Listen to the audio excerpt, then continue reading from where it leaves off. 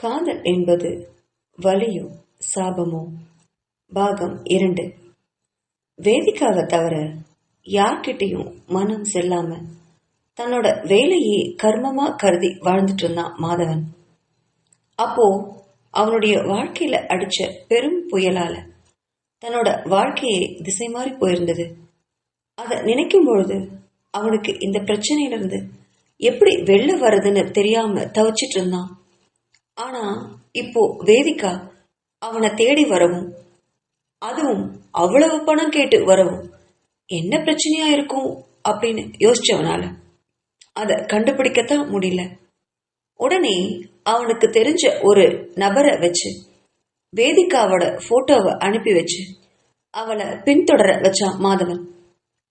அவளை ஒரு வாரமா பின்தொடர்ந்து அவன் கண்டுபிடிச்ச விஷயங்களை அவனுக்கு பெரிய சாதகமா அமைஞ்சிருந்தது. அவளை தன்னோட திட்டத்திற்கு பயன்படுத்திக் கொள்ளணும்னு மனசுல கணக்கு போட்டிருந்தான் மாதவன். ஆனா அந்த திட்டத்துக்கு வேதிகா ஒப்புக்கொள்ளவே மாட்டா அப்படிங்கிறது அவனுக்கு நல்லாவே தெரியும். அவளை ஒப்புக்க வைக்கணும்னா குழந்தையோட மருத்துவ செலவுகளை தானே முழுமையா ஏத்துக்கிட்டு அவளை தாம் பக்கம் இழுக்கணும். தான் மேல அவளுக்கு நன்றி கடன் வரணும். அப்பதான் தான் சொல்றத அவ கேப்பா அப்படின்னு நினைச்சான் மாதவன். இவன் இப்படி இங்க திட்டமிட்டு கொண்டிருக்க திரும்ப ஊருக்கு போன வேதிகா பழைய நினைவுகளிலேயே மூழ்கி இருந்தா. குழந்தைய பார்த்து பார்த்து கவனிச்ச வேதிகாவுக்கு 4 வருஷம் கழிச்சு ஒரு அதிர்ச்சியான சம்பவம் நடந்துச்சு. குழந்தைக்கு 4 வயசு ஆகும்போது திடீர்னு கிரீச்சில இருந்து அவளுக்கு போன் வந்துச்சு. இந்த 4 வருஷத்துல கிரீச்சில இருந்து போன் வர்றது, அதுவும் அலுவலகத்துல வேலை செஞ்சுட்டு இருக்கும் போது இடையில போன் வர்றது, இதுதான் முதல் தடவை அப்படிங்கறனால பதறி போய் எடுத்தா. என்னாச்சு மேடம் என்று பதட்டத்துடன் கேட்டா. நீங்க கொஞ்சம் சீக்கிரமா இங்க வர முடியுமா அப்படின்னு கேட்ட கிரீச்சின் உரிமையாளர் கிட்ட, என்னங்க என்னாச்சு மேடம், குழந்தைக்கு ஏதாவது பிரச்சனையா, உடம்பு ஏதாவது சரியில்லையா என்று தயங்கி தயங்கி பதட்டமாக கேட்டவகிட்ட, நீங்க முதல்ல கிளம்பி வாங்கம்மா, வந்ததுக்கு அப்புறம் இங்க எல்லாம் பேசிக்கலாம் அப்படின்னு சொல்லி போனை வச்சா அவ. வேதிகாவுக்கு ரொம்பவுமே குழப்பம் அதிகரிச்சது. என்ன ஆச்சு என் குழந்தைக்கு? நல்லா தானே இருந்தான் காலையில, உடம்பு ஏதாவது சரியில்லையோ? இல்லையே, காலையில பேசும்போது கூட நல்லா சிரிச்சு சிரிச்சு அழகா விளையாண்டு அதுக்கப்புறம் தானே நான் அவனை கிரீச்சில கொண்டு போய் விட்டேன். அவனுக்கு இந்த 4 வருஷத்துல அவ்வளவா காய்ச்சல் கூட வந்தது இல்லையே. அம்மாவை தொந்தரவு பண்ணக்கூடாதுன்னு நினைச்சானோ என்னவோ, சமத்தா இருப்பானே அப்படின்னு எதையோ எண்ணமிட்டபடி வழக்கத்துக்கு மாறா என்ன பொருளை எடுக்கிறோம், எந்த பொருளை எங்க வைக்கிறோம்னு கூட தெரியாம அவசர அவசரமா தன்னோட பேக் எடுத்துக்கிட்டு கடை முதலாளிய அணுகினா. சார், கிரீச்சில இருந்து போன், ஏதோ எமர்ஜென்சின்னு கூப்பிடுறாங்க என்றால் பதட்டத்தோடு. எனக்கு லீவ் கொடுக்க முடியுமா அப்படின்னு கேட்டா வேதிகா.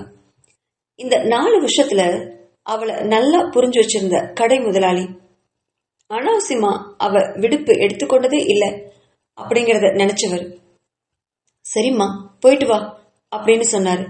ஒரு நிமிஷம் இருமா அப்படின்னு சொல்லி கதவருகில் போனவளை நிறுத்தினாரு. அவர் டேபிள்ல திறந்து கொஞ்சம் பணம் எடுத்து அவ கையில கொடுத்தாரு. இந்தாமா, இதை வச்சுக்கோ, அங்க என்ன எமர்ஜென்சியோ தெரியாது, நீ இதை செலவுக்கு வச்சுக்கோ அப்படின்னு ஒரு 2000 ரூபாய கையில கொடுத்தாரு முதலாளி. அந்த வினாடியில வேதிகாவுக்கு கண்கள் எல்லாம் தழும்பிச்சு.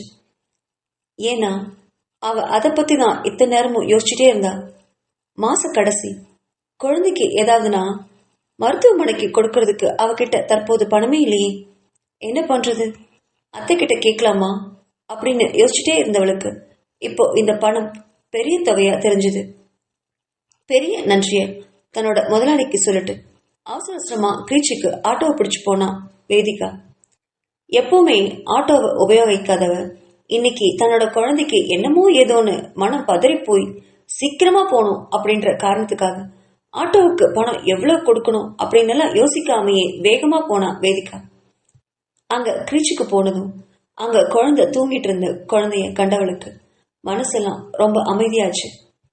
கிரீச்சின் உரிமையாளரை பார்க்க போனா அங்க உரிமையாளரின் அறைக்குள்ள நுழைஞ்சவள, வாங்கம்மா வந்து இப்படி உட்காருங்க அப்படின்னு சொன்னா அந்த பெண்மணி.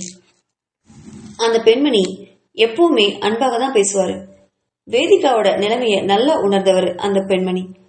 என்ன மேடம், குழந்தைக்கு என்னாச்சு அப்படின்னு பதட்டத்தோட கேட்டவகிட்ட, நீங்க கொஞ்சம் அமைதியா உட்காருங்க அப்படின்னு சொல்லி அங்க வேலை செய்யற ஒரு அம்மா கிட்ட வேதிகாவுக்கு ஒரு டம்ளர் தண்ணி கொண்டு வரும்படி சொன்னாரு. அந்த வேலைக்கார பொண்ணும் அவளுக்கு தண்ணீரை ஒரு டம்ளர் கொடுத்துட்டு போனா. முதல்ல நீங்க இதை குடிங்கம்மா அப்படின்னு சொன்ன அந்த பெண்மணி கிட்ட, இல்ல மேடம், நீங்க என்ன விஷயம்னு சொல்லுங்களேன் அப்படின்னு அவ முகத்தையே பார்த்துட்டு இருந்தா வேதிகா.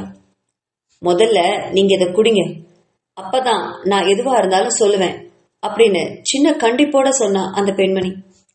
இவ குடிக்காம சொல்ல மாட்டா போல இருக்கே அப்படின்னு நினைச்ச வேதிகா தண்ணீரை மடமடன்னு குடிச்சா. தண்ணீரை குடிச்சு முடிச்சுட்டு டேபிள்ல டம்ளரை வச்சுட்டு, இப்ப சொல்லுங்க மேடம், என்னாச்சு என் குழந்தைக்கு என்று பதட்டத்தோட கேட்டா. வேதிகாவை சற்று கருணையோட பார்த்த அந்த பெண்மணி, கொஞ்சம் தைரியமா இருங்கம்மா, என்னமோ தெரியல, குழந்தைக்கு இன்னைக்கு விளையாடிட்டு இருக்கும் போது திடீர்னு மயங்கி கீழே விழுந்துட்டான். எனக்கு தெரிஞ்ச ஒரு டாக்டரை வர வச்சு பார்த்தேன்.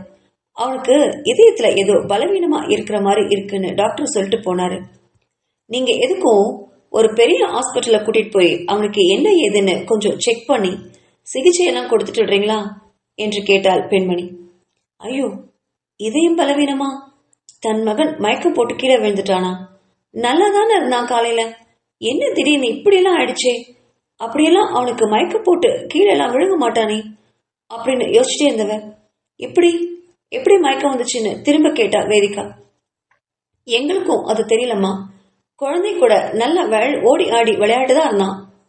வெளியில ரொம்ப நேரம் ஓடினதுனாலயோ என்னவோ, ஒருவேளை மூச்சு வாங்கி கீழே விழுந்துட்டானோ என்னவோ அப்படின்னு சொன்னா அந்த பெண்மணி. ஓ அப்படின்னு அமைதியா எழுந்து நிசல்ல நிற்கவும், ஒரு நிமிஷம் வேதிகா, நான் சொல்றேன்னு எதுவும் தப்பா எடுத்துக்காதீங்களேன். நீங்க இப்போ குழந்தைய கூட்டிட்டு போங்க. குழந்தைக்கு ஒரு நல்ல மருத்துவமனையில சிகிச்சை கொடுத்துட்டு அவன் சரியானதுக்கு அப்புறமா இங்க நீங்க விட்டா போதும். ஏன்னா இப்ப பாருங்களேன், குழந்தை ஓடி போய் விழுந்துட்டான். விழுந்ததுல மயக்கம் வந்துருச்சு. அவனுக்கு ஏதாவது ஆயிருந்தா எங்களாலதான் எல்லாம் ஆயிருக்கும்னு நீங்க குற்றம் சொல்லியிருப்பீங்க. இந்த பிரச்சனையெல்லாம் எங்களுக்கு தேவையா சொல்லுங்க? நீங்க சரியான மருத்துவரை பார்த்து குழந்தைக்கு என்ன பிரச்சனைன்னு முழுசா தெரிஞ்சுக்கிட்டு சிகிச்சை கொடுத்து குணமாக்குனதுக்கு அப்புறமா எங்க கொண்டு வந்து விட்டா போதும் என்று மெதுவான குரல்ல ஆனா அழுத்தமாவே சொன்னா அந்த பெண்மணி. அவளுக்குமே அது சரின்னு தான் பட்டுச்சு. சரிங்க மேடம் அப்படின்னு தலைய மெதுவா ஆட்டிட்டு தன்னோட குழந்தையோட பக்கத்துல போனா. தன் குழந்தை அந்த கிரீச்சில தனியா ஒரு பாயில அனாத மாதிரி கிடக்கிறத அவளால தாங்கவே முடியல. என்னடா ஆச்சு உனக்கு? ஏண்டா இப்படி மயக்கம் போட்டு கீழே விழுந்து அம்மாவை பதறடிக்கிற? எனக்கு உன்னை விட்டா யாரடா இருக்காங்கன்னு மெல்லம்மா தன்னோட குழந்தையின் தலையை வருடி விட்டா. குழந்தையோட தூக்கம் கலையாமல் அவனை எடுத்து தன்னோட மார்பு மேல போட்டுக்கிட்டு அவனை கட்டி பிடிச்சு கண்ணீர் விடிச்சா அந்த அம்மா. பிறகு பக்கத்துல இருந்த பணிப்பெண் வர அவர்கிட்ட ஒரு நன்றியை சொல்லிட்டு குழந்தை எடுத்துட்டு தன்னோட வீட்டுக்கு போனான். என்னமோ மனசெல்லாம் ரொம்ப பாரமா இருந்தது. தன்னோட குழந்தைக்கு என்னவோ ஏதோன்னு தெரியலையே. எப்பவும் போல குழந்தை எழுந்து அழகா விளையாடுச்சு. அம்மா அம்மான்னு கூப்பிட்டுச்சு. அப்பெல்லாம் அப்பா அப்பான்னு பேசவும் அழைக்கவும் ஆரம்பிச்சிட்டான். அப்பா அப்பான்னு அவன் கேட்கிறப்போ அவருடைய மனசெல்லாம் வேதனையில கஷ்டப்படும். அப்போ தாங்கிட்ட உள்ள திருமண புகைப்படத்தை காண்பிச்சு, இதுதான்டா அப்பா, அப்பா அப்பா சொல்லு அப்படின்னு பழக்கப்படுத்தியிருந்தா வேதிகா. அதனால இப்பொழுதுமே குழந்தை திருமண புகைப்படத்தை கையில வச்சுக்கிட்டு அம்மா அம்மா அப்பா அப்பா அப்படின்னு அழைச்சிட்டே இருந்துச்சு. எப்போதும் போல குழந்தைய குளிப்பாட்டிட்டு தானும் குளிச்சுட்டு குழந்தைக்கு இரவு உணவை ஊட்டிட்டு தானும் ஒரு வாய் அள்ளி சாப்பிட்டுட்டு குழந்தைய இறுக அணைச்சிக்கிட்டு படுத்துக்கிட்டா. குழந்தை சாயங்காலம் ரொம்ப நேரம் தூங்கினதுனாலும் என்னவோ இரவு முழுவதும் தூங்கவே இல்லை. ஆனா எந்த குறும்பும் செய்யல. அது பாட்டுக்கு சின்ன சின்ன பொருட்களோட விளையாட்டே இருந்துச்சு. அதை கண்ட ரசிச்சவாரே கண் அயர்ந்தா வேதிகா. விடிஞ்சதும் மருத்துவரை பார்க்க போகணும், அவனுக்கு என்னன்னு தெரிஞ்சுக்கணும் அப்படின்னு மனசுல உறுதி எடுத்துக்கிட்டா. அது போல விடிஞ்சதும் அலுவலகத்திற்கு போன் பண்ணி தான் இன்னைக்கும் விடுப்பு எடுத்துக்கொள்வதாக சொல்ல முதலாளியும் சரின்னு சொன்னார். குழந்தைய தயார் செஞ்சுட்டு தானும் கீழே வந்தா. அத்தை கிட்ட ஒரு வார்த்தை சொல்லிட்டு பஸ்ல அரசுவ மருத்துவமனைக்கு குழந்தைய எடுத்துட்டு போனான். அங்க பரிசோதிச்ச மருத்துவர் குழந்தைய ஸ்கேன் எக்ஸ்ரே என்பதற்கெல்லாம் எழுதி கொடுத்தாரு. எல்லாத்தையும் எடுத்து பார்த்த மருத்துவர் குழந்தைக்கு இதயத்துல ஓட்ட அப்படின்னு சொன்னாரு. அதனாலதான் இதயம் பலவீனமா இருக்கணும், எவ்வளவு சீக்கிரம் முடியுமோ அவ்வளவு சீக்கிரம் ஆபரேஷன் செஞ்சணும்னு சொன்னாரு. அவ ஏதோ புரியாத மொழிய கேட்கிற மாதிரி விழிச்சுட்டு உட்காண்டிருந்தா. அவளுடைய நிலைய புரிஞ்சுக்கிட்ட மருத்துவர் கொஞ்சம் மௌனத்திற்கு பிறகு, அம்மா, உன் நிலைமை எனக்கு நல்லா புரியுது. இது கவர்மெண்ட் ஹாஸ்பிட்டல், இங்க எல்லாமே ஃப்ரீ தான். இருந்தாலும் இந்த மாதிரி பெரிய பெரிய ஆபரேஷன் எல்லாம் இங்க நாங்க பண்ண மாட்டோம். அதனால ஒரு பிரைவேட் ஹாஸ்பிட்டலுக்கு குழந்தைய கூட்டிட்டு போங்களேன். அங்க என்னன்னு பாருங்க, எவ்வளவு சீக்கிரம் முடியுமோ அவ்வளவு சீக்கிரம் ஆபரேஷனை பண்ணிடுங்கன்னு சொன்னாரு. டாக்டர், அப்போ என்னோட குழந்தைக்கு அப்போ நான் ஆபரேஷன் பண்ணியே ஆகணுமா? வேற மருந்து மாத்திரை அந்த மாதிரி எல்லாம் எதுவும் கொடுக்க முடியாதா அப்படின்னு பரிதவிச்சு கேட்டா. இல்லம்மா, இது மருந்து மாத்திரையால சரி பண்ணக்கூடிய விஷயமே இல்லை. இதுக்கு ஆபரேஷன் தான் பண்ணணும். நீங்க டென்ஷன் ஆகாதீங்க, இது சரி பண்ண முடியும். என்ன கொஞ்சம் பணம் செலவாகும் அப்படின்னு இழுத்தாரு மருத்துவர். எவ்வளவு செலவாகும் டாக்டர் என்றார். இதயத்தை கையில பிடிச்சுக்கிட்டு மார்பில் இருந்த தன்னோட குழந்தைய அணைச்சுக்கிட்டே அவ கேட்ட கேள்வி மருத்துவரோட இதயத்தை சற்று பிசைஞ்சது. ஒரு 5-6 லட்சமாவது ஆகுமா அப்படின்னு தயங்கி தயங்கி சொன்னாரு மருத்துவர். என்னது, 5-6 லட்சமா? ஐயோ, அவ்வளவு பணத்துக்கு நான் எங்க போவேன் டாக்டர் அப்படின்னு சொன்னான்.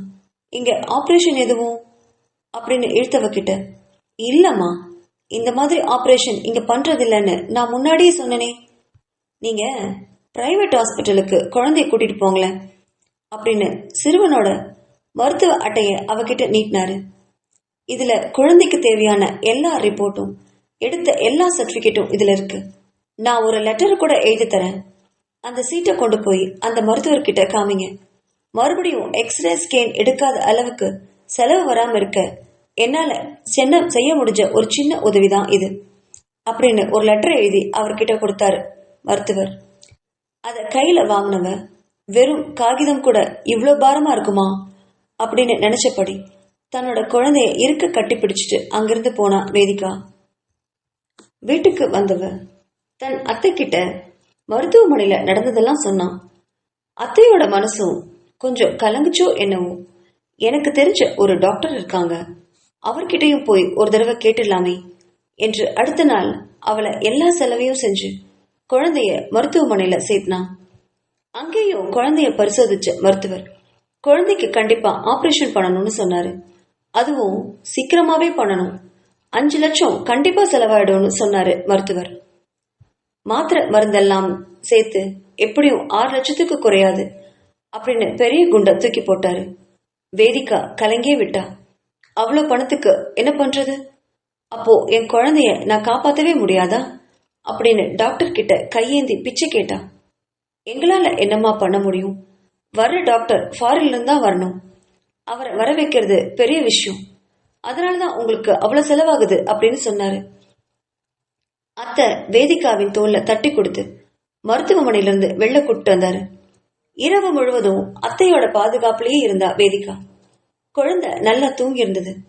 அப்போ அத்தை வேதிகா கிட்ட வந்து, இங்க பாரு வேதிகா, குழந்தை உனக்கு வேணும்னு நினைக்கிறியா அப்படின்னு ஒரு பீடிகையை தூக்கி போட்டா. என்னத்த இப்படி சொல்லிட்டீங்க? குழந்தை வேணுமான்னு கேட்டா நான் என்ன பதில் சொல்றது? எனக்கு கண்டிப்பா வேணும் அத்தை. உங்களால எனக்கு ஏதாவது பண உதவி செய்ய முடியுமா? நான் சாகிற வரைக்கும் நான் சம்பாதிக்கிற மொத்த பணத்தையும் உங்களுக்கு கொடுத்துடுறேன் அப்படின்னு சொன்னா வேதிகா. அதுக்கு அத்தை சிரிச்சா. என்ன வேதிகா, நீயும் என் நிலைமை தெரியாம பேசுறியே. எனக்கு இருக்கிறதே இந்த வீடு மட்டும்தான். பேங்க்ல உங்க மாமா போட்ட கொஞ்சம் பணத்தை வச்சுதான் என்னோட வாழ்க்கையே நான் ஓட்டிட்டு இருக்கேன். அவ்வளவு பணத்துக்கு என்னாலையும் எதுவும் செய்ய முடியாதேமா. வயசான காலத்துல என்ன நம்பி யாரு அவ்வளவு பணத்தை கடன் கொடுப்பாங்க? நான் ஒரு வழி சொல்றேன், அதுதான் இப்போதைக்கு சரியா இருக்கும். கொஞ்சம் நீயும் யோசிச்சு பாறேன் அப்படின்னு சொன்னா அத்தை. என்னத்த சொல்றீங்க? என்ன யோசனை? எனக்கு ஒண்ணுமே புரியலையே. அவ்வளவு பணத்துக்கு நான் எங்க போறது? எனக்கு யார் உதவி பண்ணுவாங்கன்னு தொடர்ந்து கேட்டா வேதிகா. இந்த உலகத்திலேயே இதுக்கு உதவி பண்ற ஒரே ஒரு ஆள் இருக்காங்க என்றாள் அத்தை. யாரு அப்படின்னு புரியாம வேதிகா கேட்டா. குழந்தையோட அப்பா என்றாள் அத்தை. என்னது, மாதவனா அப்படின்னு ஆச்சரியத்தோட கேட்டா அவ. இப்போ இருக்கிற நிலைமைக்கு இந்த கஷ்டத்தை தீர்க்கக்கூடிய ஒரே ஆள் இந்த உலகத்திலேயே இந்த குழந்தையோட அப்பா மட்டும்தான். அவர்கிட்ட நீ போய் உதவி கேளு, கண்டிப்பா உனக்கு உதவி பண்ணுவாருன்னு சொன்னா அத்தை. நான் எப்படி அத்தை அவர்கிட்ட போய் நிக்கிறது? அதுவும் இந்த குழந்தை இருக்கிறதே அவருக்கு தெரியாதே. அப்படி இருக்கும்போது நான் சொல்றத அவர் எப்படி நம்புவாரு அப்படின்னு கேட்டா வேதிகா. நீ குழந்தைய பத்தி எல்லாம் எதுவும் சொல்லாத. எனக்கு தெரிஞ்சு நீ சொன்ன வரைக்கும் பார்த்தா உன் புருஷன், அதாவது குழந்தையோட அப்பா, பெரிய பணக்காரனா இருப்பான். கண்டிப்பா 5 லட்சம் எல்லாம் அவனுக்கு ஒரு பெரிய விஷயமே இல்லை. எனக்கு ரொம்ப கஷ்டமா இருக்கு, அவசர தேவை, எனக்கு கொஞ்சம் பணம் கொடுத்து உதவி பண்ணுங்கன்னு கேளு, இல்ல ஜீவனாம்சம் மாதிரி ஏதாவது கொடுக்க சொல்லு என்றாள் அத்தை. எனது, அவன் கூட வாழ்ந்தது ஒரே ஒரு நாள் தான், அந்த ஒரு நாளைக்கு ஜீவனாம்சமா அப்படின்னு கேட்டு விழிச்சா வேதிகா. சரி, ஜீவனாம்சம் வேண்டாம், கடனா கேளு. என்கிட்ட கடன் கேட்ட இல்லையா, அதே மாதிரி அவன்கிட்ட போய் கேளு, எனக்கு தெரிஞ்சு கண்டிப்பா அவன் கொடுப்பான் அப்படின்னு சொன்னா அத்தை. கொடுக்கலனா என்னத்த பண்றது அப்படின்னு கேட்டா வேதிகா.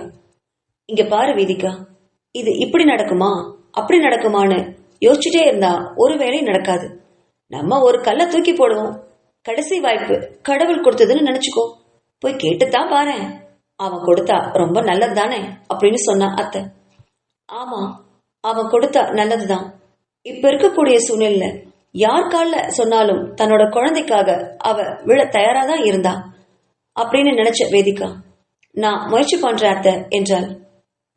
சரி, குழந்தைய என்கிட்ட விட்டுட்டு நீ நாளைக்கு உன் புருஷன் கிட்ட போ. அவன் ஆபீஸ்ல போய் கேட்டுப்பாரு, என்ன சொல்றான்னு கேளு, பணம் கொடுத்தா வாங்கிட்டு வந்துரு.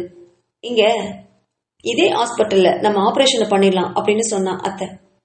அவ சொன்னதும் சரியாதான் பட்டுச்சு வேதிகாவுக்கு. ஏன் தாமதப்படுத்தணும், உடனே போய் கேட்டு கொடுப்பானா இல்லையான்னு தெரிஞ்சுக்கலாமே அப்படின்னு நினைச்சா. அப்படி மாதவனை தேடி வந்தவதான் வேதிகா.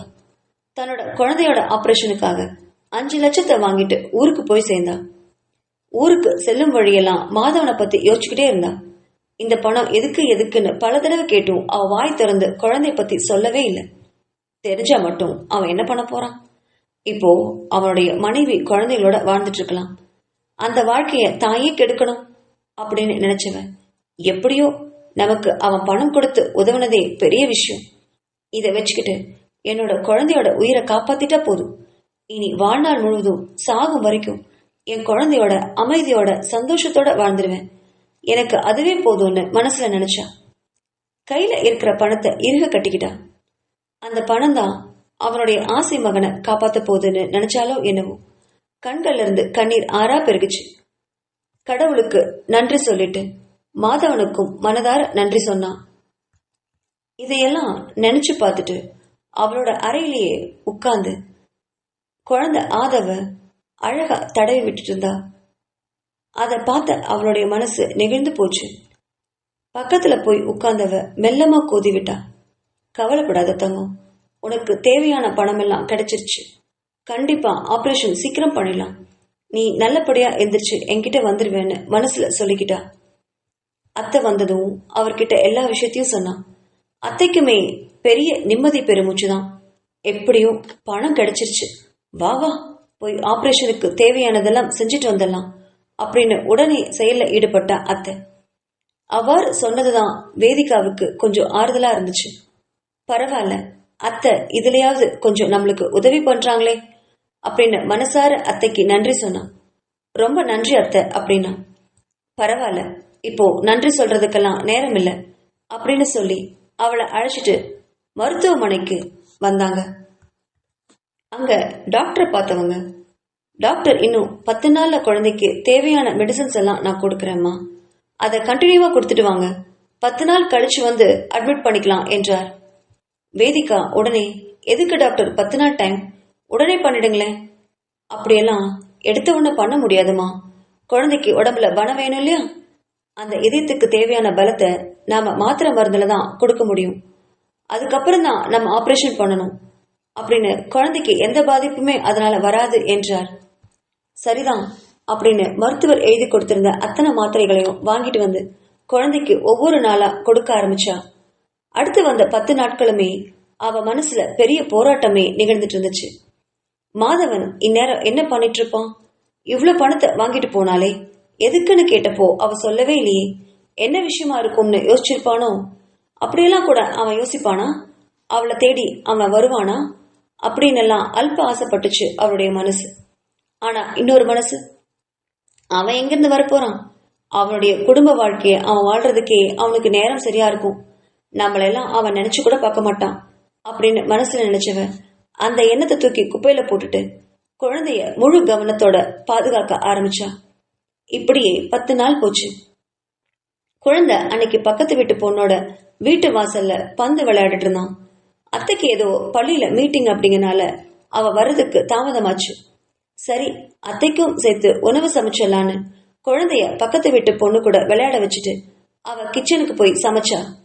ரொம்ப நேரம் ஆகியும் வாசல்ல சத்தம் எதுவுமே வராதனால என்னாச்சு அப்படின்னு வெளில வந்து பார்த்தா அங்க பந்து மட்டும்தான் இருந்தது. தன்னோட குழந்தைய காணல, பக்கத்து வீட்டு பொண்ணையும் காணல. எங்க போயிருப்பான் அப்படின்னு நினைச்சு பக்கத்து வீட்டு பொண்ணு கிட்ட போய் கேட்டா, குழந்தை எங்கம்மா? ஆதவ் உங்ககிட்ட தானே விளையாடிட்டு இருந்தான் அப்படின்னு கேட்டா. இல்ல ஆண்டி, அவன் அப்பவே வீட்டுக்கு போயிட்டானே, நான் வீட்டுக்குள்ள அனுப்பிட்டு தானே நான் இங்க வந்தேன் அப்படின்னு சொன்னா அந்த பொண்ணு. இல்லையேம்மா, வரவே இல்லையே அப்படின்னு கேட்டவ மறுபடியும் தன்னோட வீட்டுக்கு போய் குழந்தைய தேட ஆரம்பிச்சா.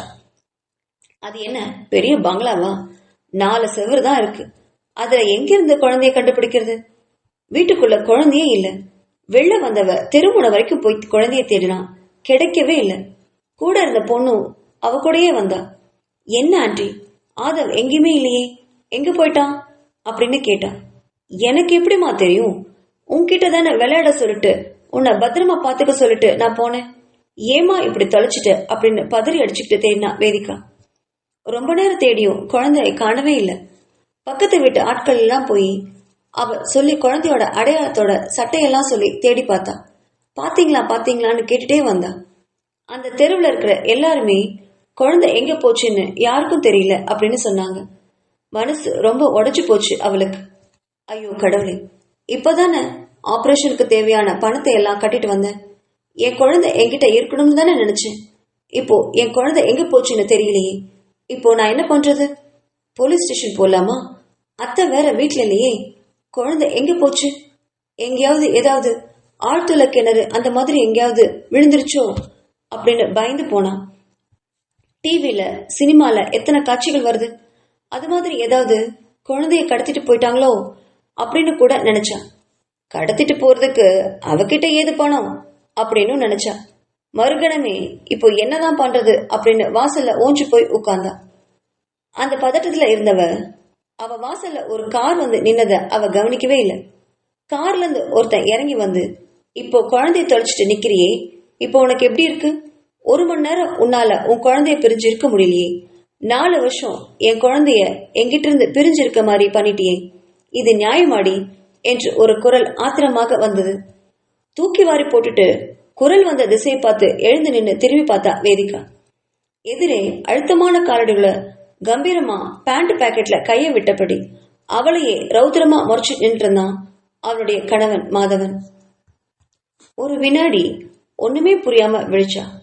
அவன் கேட்ட கேள்வி நினைவுக்கு வர, அப்போ குழந்தை அவன்கிட்டதான் இருக்கு போல இருக்கு அப்படின்னு நினைச்சு நிம்மதி பெருமூச்சு விட்டவ, மகன் இருக்கிறானா கூட என்ன தெரியாதவனுக்கு வருத்தம் எங்கிருந்து வரும் அப்படின்னு கேட்க துடிஞ்ச உதறுகளை அழுந்த மூடிக்கிட்டா. மகன் இவன்கிட்ட இருக்கிற பட்சத்துல அவனுடைய கோபத்தை தோண்டிவிடக்கூடாது அப்படின்னு நினைச்சவ உதட்ட கடிச்சுக்கிட்டு தலை குனிஞ்சா. அவ தலை குனியறத பார்த்தவன், எனக்கு வர்ற கோவத்துக்கு உன்னை இங்கேயே கொன்னும் போல வருது. ஆனா ஒரு பொண்ண, அதுவும் பொண்டாட்டி அடிக்க கூடாதுன்னு பல்ல கடிச்சிட்டு நிக்கிறேன் என்றான் மாதவன். மெதுவா தலை நிமிர்ந்த வேதிகா, குழந்தை எங்கெங்க இருக்கு அப்படின்னு கேட்டா மெதுவான குரல்ல. எனக்கு தெரியாதுடி என்றான் வெடுக்கென்று. அவனுடைய கழங்கிய விலைகளை கண்டவன் என்ன நினைச்சானோ, கிளம்பு போலாம் என்று சொன்னான். எங்க அப்படின்னு கேட்டு விழிச்சுக்கிட்ட பொறுமை இழந்த குரல்ல, இதோ பார் வேதிகா, இனி என்னோட குழந்தையும் என் குழந்தைய பெத்த நீயும் என் கூட என் வீட்டுல தான் இருக்கணும். இதுல எந்த மாற்றமுமே இல்லை என்றான் மாதவன். ஆனா உங்க என்று இழுத்த வேதிகா கிட்ட, இதோ பார், இதுக்கு முன்னாடி நீ என்ன தப்பு பண்ணிருந்தாலும் அதை பத்தி எனக்கு கவலை இல்லை. ஆனா நீ இனி என்னோட பொறுப்பு, அதுல எந்த மாற்றமும் இல்லை, கிளம்பு அப்படின்னு சொன்னான். இனி இவன் கிட்ட பேசி பிரயோஜனமே இல்லைன்னு உணர்ந்தவ தன்னோட துணிகளை எல்லாம் எடுக்கணும், அத்தை கிட்ட எல்லாம் சொல்லணும் என்று தலை குனிஞ்சபடி சொன்னான். அவ சொன்னதை கேட்டவன், உன் அத்தைக்கு ஒரு லெட்டர் எழுதி டேபிள் மேல வச்சிடு, உனக்கு 15 நிமிஷம் டைம் தரேன், உன் துணிகளை பேக் பண்ணிட்டு அந்த வீட்டு உரிமையாளன் போல உள்ள நுழைஞ்சு அங்கிருந்து ஒரு நாற்காலியில உட்கார்ந்துகிட்டான் மாதவன். பெரிய மகாராஜா அப்படின்னு மனசுல திட்டினவ அவன் சொன்ன நேரத்துக்குள்ள துணிகளை பேக் பண்ணிட்டு எடுத்துட்டு வந்தா வேதிகா. அதை கண்டு கண்களால மெச்சியவன், குட், கிளம்பு அப்படின்னு சொல்லி காரை எடுத்தான். வேதிகாவும் அவன் சொன்னபடி கணவன் மாதவனோட தன்னோட குடும்ப வாழ்க்கையை வாழ போறேன், அடைக்கலம் கொடுத்து இதுவரைக்கும் தன்னை காப்பாத்தியதுக்கு ரொம்ப நன்றி அப்படின்னு சொல்லி ஒரு கடிதத்துல எழுதி வச்சுட்டு கிளம்பினா வேதிகா. போற வழியெல்லாம் பையனை பத்தி கேட்க துடிச்ச வாய அடக்கினான். ஒரு தடவை அவன்கிட்ட கேட்டு வாங்கிக்கிட்டதெல்லாம் போதும், இனி கேட்டா மறுபடியும் இதே மாதிரிதான் சொல்லுவான்னு நினைச்ச உதடுகளை அழுந்த மூடிக்கிட்டு வந்தா. ஆனா போற வழியெல்லாம் ஏக்கமா அவனை பார்த்துக்கிட்டே வந்தா வேதிகா. அதை பார்த்தவனும் வாயை திறக்காமலேயே வண்டி ஓட்டினான். 3 தடவை அவனை திரும்பி பார்த்தவன் அவன் அவனுடைய கேள்விக்காக காத்திருக்கிறதா தோன்றவும் அதன் பிறகு வேதிகா அமைதியாகவே வந்தா. கார் நேர ஒரு பெரிய ஹோட்டலுக்கு முன்னாடி வந்து நின்னுச்சு. வண்டியை பார்க் பண்ணிட்டு வேதிகாவை கூட்டிட்டு ஹோட்டலுக்குள்ள நுழைஞ்சான். அவனுடைய வேதிகாவோட வேகம் அதிகமாக இருந்தது. அவன் கூட்டிட்டு வந்த ஹோட்டல தான் தன்னோட பையன் இருக்கிறதா அவளுக்கு தோணுச்சு. தன் மகனை பார்க்கறதுக்கு அவளுடைய ஒவ்வொரு அணுவும் துடிச்சுது.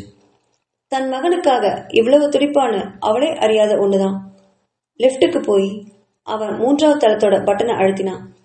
3ஆம் தளம் வந்ததும் அவனை இடிச்சுக்கிட்டு முதல்ல லிப்டை விட்டு வெளில வந்தவளை கீழ்கண்ணால நோட்டம் விட்டான் மாதவன்.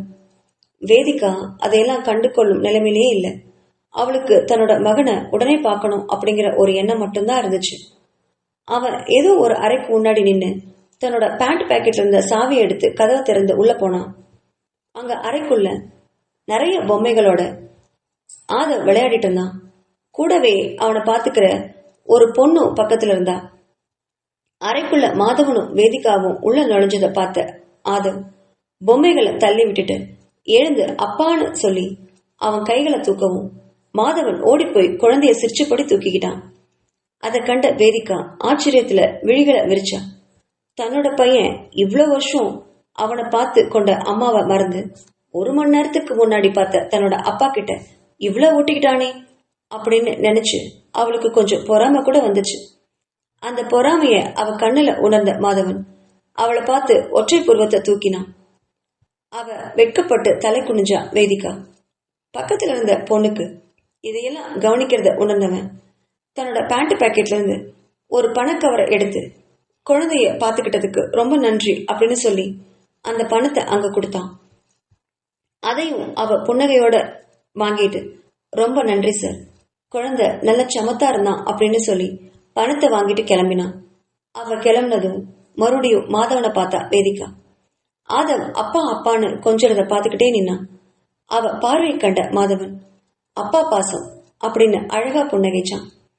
அந்த புன்னகையில அவ மனச தொலைச்சு நின்னா வேதிகா. அதையும் கண்டு காணாத போல தன்னோட மகன் கூட தரையில மண்டிட்டு விளையாட ஆரம்பிச்சான் மாதவன். அந்த காட்சியை ரசிச்சபடி தன் மகன் ஈரமாக்கிய துணிகளை துவைச்சு அலாசினான். பொம்மைகளை எல்லாம் ஒழுங்குபடுத்தி அடுக்கி வச்சா. அறையெல்லாம் சுத்தம் பண்ணி வேலையெல்லாம் முடிச்ச வேதிகா ஒண்ணுமே பேசாம சோஃபாவில போய் உட்கார்ந்தா. அவ உட்காண்டிருந்ததை பார்த்தவன் தன்னோட மகனை படுக்கையில விட்டுட்டு அவ எதிரில் உட்கார்ந்தல சோஃபாவில உட்கார்ந்தா. வேதிகா, இன்னைக்கு நைட்டு இங்க தங்கிட்டு நாளை காலையில 3 மணிக்கெல்லாம் நம்ம சென்னை கிளம்பிடணும். சரணோட மெடிக்கல் சர்டிபிகேட் எல்லாம் பத்திரமா எடுத்து வச்சிருக்கே இல்லையா? நாளைக்கு மறுநாள் சென்னையில பெரிய மருத்துவமனையில டாக்டரோட அப்பாயின்மெண்ட் வாங்கியிருக்கேன். முடிஞ்ச அளவு அடுத்த வாரமே ட்ரீட்மெண்ட் ஆரம்பிக்கலாம்னு டாக்டர் ஏற்கனவே சொல்லியிருக்காங்க. இப்போ நான் போய் குளிச்சுட்டு வந்துடுறேன். இங்க கீழே சாப்பிடுற உணவு விடுதி இருக்கு, அங்க போய் சாப்பிட்டுக்கலாம் அப்படின்னு சொன்னவன் அவளுடைய எந்த பதிலையுமே கேட்காம எழுந்து போனான். இத பார்த்தவளுக்கு ரொம்ப ஆதங்கமா இருந்தது.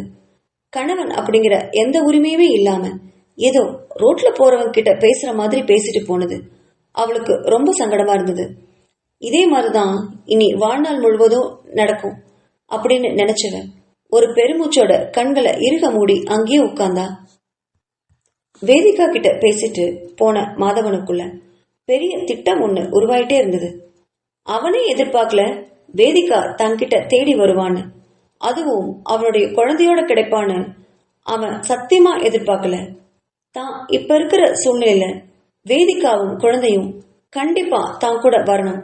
அவங்க வந்தா மட்டும்தான் இப்ப நடந்துட்டு இருக்கிற எல்லா பிரச்சனைகளையும் சமாளிக்க முடியும். முதல்ல வேதிகாவோட நம்பிக்கைய முதல்ல வாங்கணும்.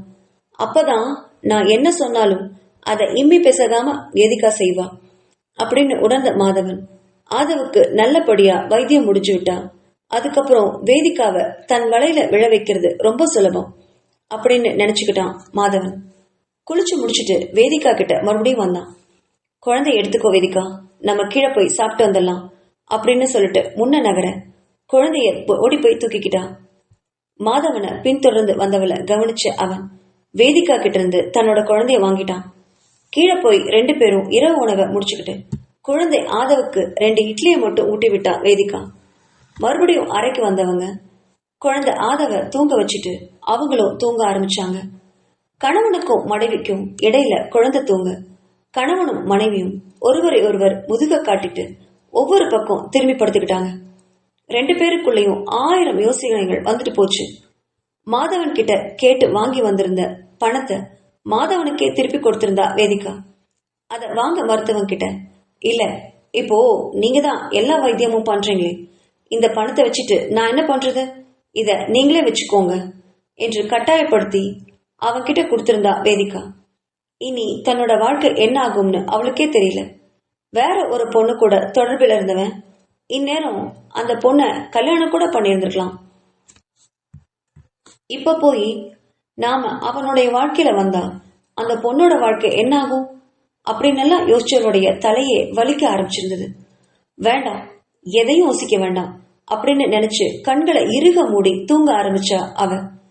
மறுபக்கம் படுத்திருந்த மாதவனுக்கும் 1000 யோசனைகள். ஆதவனுடைய ட்ரீட்மெண்ட் முடிஞ்சதும் தான் சொல்ல போகும் அதிர்ச்சியான விஷயங்களை வேதிகா எப்படி தாங்கிப்பா? எப்படியும் அவளை தான் கூட அழைச்சிட்டு போயே ஆகணும். அப்பதான் எல்லா பிரச்சனைகளுக்கும் ஒரு தீர்வு கிடைக்கும். அதுக்கு என்னெல்லாம் பண்றதுன்னு மனசுல திட்டம் போட்டுட்டே தூங்க ஆரம்பிச்சிருந்தான் மாதவன். விடியற்கால 3 மணிக்கு மனைவியையும் மகனையும் எழுப்பி விட்டு தயாராகி காருக்குள்ள வந்தவன் காரை வேகமா சென்னைக்கு கிளப்பிட்டு போனான். அங்க ஏற்கனவே ஹாஸ்பிட்டல்ல அப்பாயின்மெண்ட் வாங்கியிருந்தான் மாதவன்.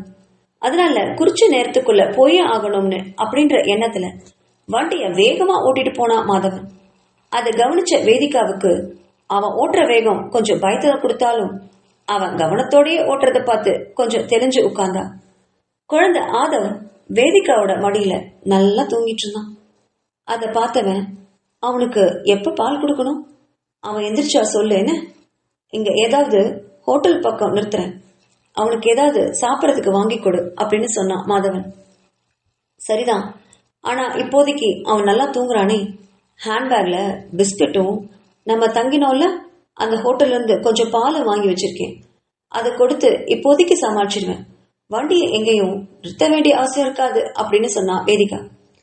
அவளை மெச்சிய பார்வை பார்த்தான் மாதவன். நீங்க பார்த்து கவனமா வண்டி ஓட்டுங்க அப்படின்னு அமைதியா சொல்லிட்டு பார்வைய வெளிப்பக்கம் திருப்பிக்கிட்டா வேதிகா. அவனும் வேகமா வண்டியை ஓட்டினாலும் அதிக கவனத்துடனே காரை ஓட்டிட்டு போனான். ஹாஸ்பிட்டலுக்கு போன மாதவன் ஆதவ மருத்துவர்கிட்ட காட்டினான். அவர்கள் தேவையான அளவுக்கு செக்கப்களை பண்ணிட்டு ஏற்கனவே அவன் கொடுத்திருந்த மருத்துவ சான்றிதழ்களையும் சரி பார்த்தாங்க. அவனுக்கு இருந்த வியாதியை குறிச்சு மருத்துவர் அடுத்த 10 நாள்ல குழந்தைக்கு ஆபரேஷன் பண்ணிடலான்னு சொல்ல அந்த மருத்துவமனையிலேயே ஒரு நல்ல ஏசி அறையா புக் பண்ணி வேதிகாவையும் தன்னோட மகனையும் அந்த அறையிலே தங்க வச்சிருந்தான்.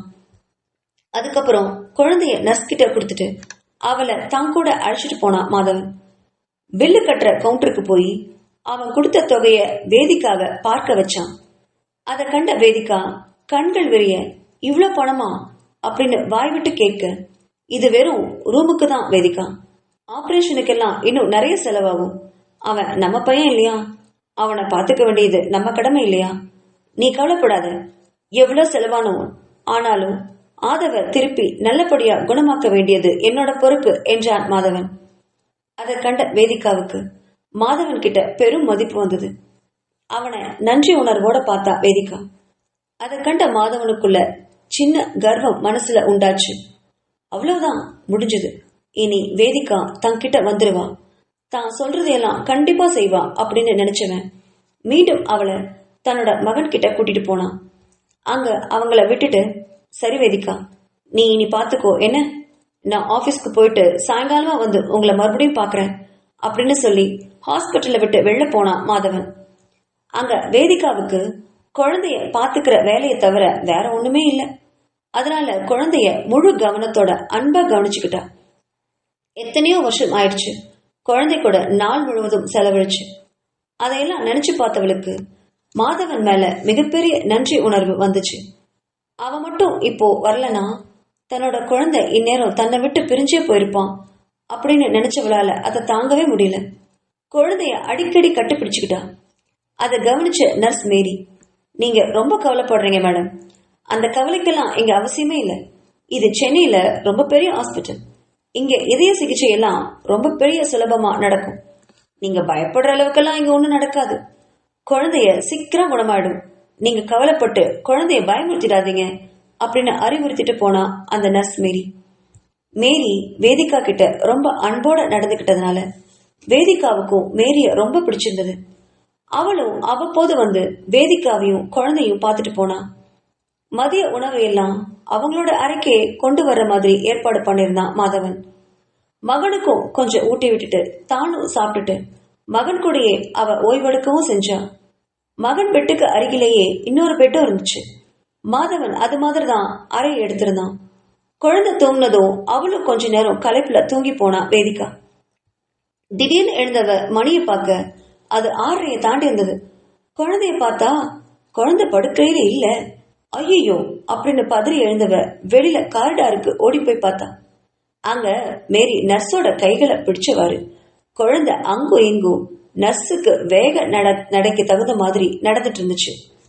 அத பார்த்த அவளுக்கு சின்ன நிம்மதி பெருமூச்சு வந்தது. இவ்வளோ நேரம் நாம தூங்கியிருக்கோமே, அவ்வளவு களைப்பாவா இருந்திருக்கோம். அப்படின்னா மாதவனும் சோர்ந்துதானே போயிருப்பான். அவன் விடியற் காலையில இருந்து காரை ஓட்டிட்டு வந்திருக்கான். மேலும் இப்போ ஆபீஸ்க்கு வர போயிருக்கானே அப்படின்னு நினைச்சவன் இனி மாதவன் எப்ப வருவான், நாளை காலையில தான் வருவானோ அப்படின்னு நினைச்ச மறு வினாடியே அவன் முன்னாடி பிரசனமானா மாதவன். அவனை பார்த்து விழிகளை விரிச்சா வேதிகா. என்ன அப்படி பாக்குற அப்படின்னு கேட்டவன் கிட்ட, இல்ல நீங்க உங்களுக்கு டயர்டா இல்லையா, நீங்க நாளைக்கு தான் வருவீங்கன்னு நினைச்சேன் அப்படின்னு தயங்கி தயங்கி சொன்னவகிட்ட, ஓ எனக்கு டயர்டா, அப்படியெல்லாம் ஒண்ணுமில்ல, இங்க இருந்து நம்ம வீடு பக்கம்தான், போற வழிதானேன்னு உன்னையும் குழந்தையும் பார்த்துட்டு போலான்னு வந்தேன். குழந்தை எங்க அப்படின்னு கேட்டவன் கிட்ட, அது அங்க இருக்கு அப்படின்னு கையை நீட்டி காட்டினான். அங்க மேரி நர்ஸ் கூட அவன் சிரிச்சு விளையாடிட்டு இருந்தான். அதை பார்த்தவன், ஓ நர்ஸ் கூட ரொம்ப அட்டாச் ஆயிட்டான் போல இருக்கு பையன். அப்புறம் வேதிகா, உனக்கு இங்க வசதியெல்லாம் எப்படி இருக்கு அப்படின்னு திரும்பி கேட்டான் மாதவன். எனக்கு இங்க ஒன்றும் பிரச்சனை இல்லை, ஆனா உங்களுக்கு தான் ரொம்ப செலவை இழுத்து விட்டுட்டான் போல இருக்கு, மன்னிச்சிடுங்க. நீங்க கொடுத்த 6 லட்சத்தையும் தாண்டி நிறைய செலவாகும் போல இருக்கே அப்படின்னு வருத்தத்தோட சொன்னவகிட்ட, மறுபடியும் ஏன் பணத்தை பத்தியே பேசுற வேதிகா நீ, இது என்னுடைய மகனுக்காக நான் பண்ற செலவு இல்லையா, அதுல எதுக்கு நீ கணக்கு பாக்குற அப்படின்னு கோவத்தோட கேட்டான். இல்ல அப்படி இருந்தாலும் நான் தான் குழந்தைய இத்தனை வருஷம் உங்க கண்ணிலேயே காட்டாம வச்சிருந்தேனே, அந்த கோவத்துல நீங்க இருப்பீங்கன்னு தான் நினைச்சேன் அப்படின்னு கேட்டவகிட்ட, என் மேல உனக்கு ரொம்ப கோவம்தான், என் குழந்தைய என்கிட்ட இருந்து மறைச்சிட்டேன்னு வேதனையும் இருக்குதான், அதுக்காக குழந்தையோட உயிர் விஷயத்துல நான் விளையாட முடியுமா, அந்த கோவத்தை அவன்கிட்ட காட்ட முடியுமா என்ன, முதல்ல ஆபரேஷன் நல்லபடியா முடியட்டும், அப்புறமா நம்ம விஷயத்த பத்தி நம்ம என்ன பண்றதுன்னு யோசிக்கலாம் அப்படின்னு சொன்னான் மாதவன். நம்ம விஷயமா என்ன பண்றதுன்னா, ஒருவேளை இவளை என்ன பண்றதுன்னு அவன் யோசிக்கிறான் போல இருக்கே அப்படின்னு மனசுல நினைச்ச வேதிகா வேற ஒன்னும் பேசாம மாதவனை எதுவுமே கேட்கல. கொஞ்ச நேரம் கழிச்சு மேரி கிட்ட இருந்து வந்த குழந்தை ஆதவ் கொஞ்ச நேரம் கொஞ்சி விளையாடிட்டு மறுபடியும் வேதிகா கிட்டே கொடுத்துட்டு போனான். தினமும் இதுவே வழக்கமாகிக் கொண்டிருந்தான் மாதவன். காலையில ஆபீஸ் போறதுக்கு முன்னாடி மகனையும் மனைவியையும் பார்க்க வருவான். கொஞ்ச நேரம் குழந்தை கூட விளையாடிட்டு மருத்துவரை பார்த்து ஆலோசனை கேட்டுட்டு குழந்தையோட உடல்நிலையை பத்தி தெரிஞ்சுக்கிட்டு மறுபடியும் குழந்தைய வேதிகா கிட்ட கொடுத்துட்டு ஆபீஸ்க்கு போயிடுவான். சாயங்காலம் மறுபடியும் அவங்கள வந்து பார்க்க வருவான். கொஞ்ச நேரம் இருந்துட்டு மறுபடியும் வீட்டுக்கு போயிடுவான். இதையே வழக்கமா வச்சிருந்தான் மாதவன். ஆபரேஷன் நடக்கிற நாளும் குறிக்கப்பட்டுச்சு. அந்த நாளுக்கு முன்னாடி வேதிகா தூங்கவே இல்லை. குழந்தைய இறுக பிடிச்சபடியே இருந்தா. மாதவனும் அன்னைக்கு நைட்டு வீட்டுக்கே போகல. குழந்தைய இறுக பற்றி இருந்த வேதிகாவை பார்த்த மாதவன் கடுப்பானான். குழந்தைய விடு வேதிகா, நீ பயந்து பயந்து போய் அவனை பிடிச்சிட்டே இருக்க. ஆனா அதுல அந்த குழந்தை மிரண்டு விழிக்குது பாரு. இது என்ன பழக்கம்? குழந்தைய ரிலாக்ஸா விடு. இங்க இருக்கிற டாக்டர்ஸ் எல்லாம் பெரிய பெரிய மருத்துவர்கள். அவங்களுக்கு இதை எப்படி சரி பண்ணணும் தெரியும். நீயும் பயந்து குழந்தையை பயமுடுத்தாத அப்படின்னு எரிஞ்சு விழுந்தான் மாதவன். கணவனுடைய குரல்ல கடுமையை உணர்ந்த வேதிகா வேற வழி இல்லாம குழந்தைய பெட்ல தனியா விட்டுட்டு அவ தனியா ஒரு நாற்காலியில உட்கார்ந்தா. அவளை பார்க்கவும் மாதவனுக்கு பாவமா இருந்துச்சு. பாவம், இவதான் என்ன பண்ணுவா? வாழ்க்கையோட ஆதாரமே இந்த குழந்தைன்னு வாழ்ந்துட்டு இருக்கா. அவனுக்கு விடிஞ்ச ஆபரேஷன் அப்படிங்கிற நிலைமையில தாயா இருந்துகிட்டு அவளுக்கு பயம் வர்றது ஏற்கதானே அப்படின்னு நினைச்சவன் அவ பக்கத்துல வந்து உட்கார்ந்து அவளுடைய கைகளை இறுக பற்றிக்கிட்டான். அதனுடைய சூட்ல தன்னோட மனக்கவலைகளை மறந்தா வேதிகா. கணவனை நிமிர்ந்து பார்த்தா. அவனும் ஒன்னும் இல்ல, பயப்படாத அப்படின்னு கண்களால ஆறுதல் சொன்னபடி அவளுடைய கைகளை தட்டி கொடுத்துட்டு குழந்தைகிட்ட தூங்குற வரைக்கும் விளையாடிட்டே இருந்தான் மாதவன். அவன் அயர்ந்து தூங்கினதும் அவனை படுக்கையில படுக்க வச்சுட்டு 2 பேரும் வெளியில நாற்காலியில மௌனமா உட்கார்ந்திருந்தாங்க. விடிஞ்சா குழந்தைக்கு ஆபரேஷன். விடியற்காலை 4 மணிக்கு ஆபரேஷனுக்கு ஏற்பாடு பண்ணிருந்தாங்க டாக்டர்ஸ். அதன்படி குழந்தைக்கு 3 மணிக்கெல்லாம் மயக்க மருந்துகளை கொடுத்து அவனை ஸ்ட்ரக்சர்ல அழைச்சிட்டு போகவும் வேதிகா அதை பார்த்து மயக்கம் போட்டு கீழேயே விழுந்தா. அவ விழுகிறத பார்த்த மாதவன் எழுந்து வந்து அவளை பிடிச்சுக்கிட்டான். அவளை உட்கார வச்சுட்டு குழந்தைக்கு பக்கத்துல வந்து அவனுடைய தலைய மெல்ல தடவி கொடுத்தான் மாதவன். பிறகு அவனுடைய நெற்றியில அன்பா அழுத்தமா முத்தமிட்டு விட்டு அவனை அழைச்சிட்டு போற மாதிரி அனுமதி கொடுத்தான் மாதவன்.